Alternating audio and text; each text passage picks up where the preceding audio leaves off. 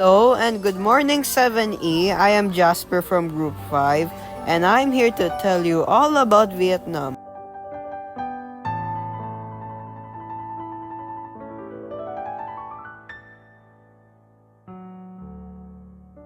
One of the most popular attractions in Vietnam is Ha Long Bay. It promotes thousands of islands, each surpassed with thick jungle vegetation and forming limestone of pillars.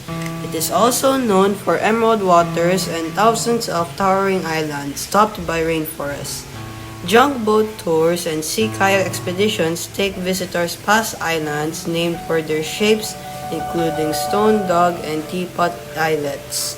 The region is popular for scuba diving, rock climbing, and hiking, particularly in Mountains Cat Ba National Park.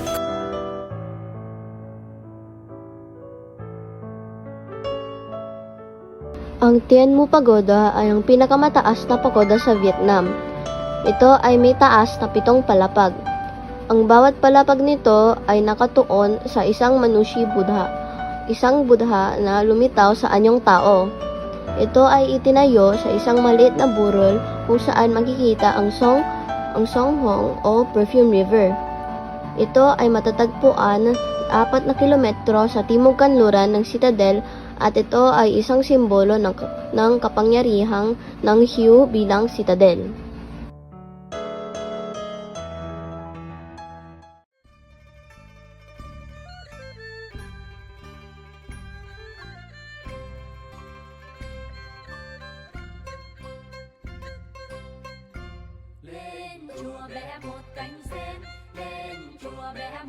The capital of Vietnam.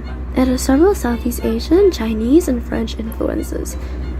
Examples of places to visit in Hanoi are Bac Ma and Dong Xuan Market.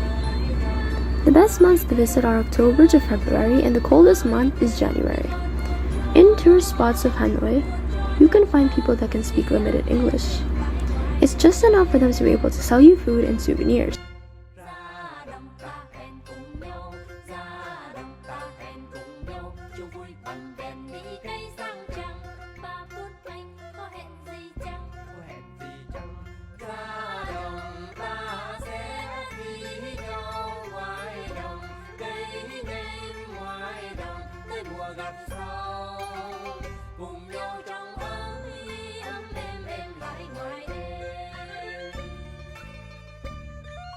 Temple of Literature ay kilala sa karangalan Vietnam finest scholar at sa nag-o-offer ng mga bisita ng chance para makita ang well-preserved traditional Vietnamese arkitektura.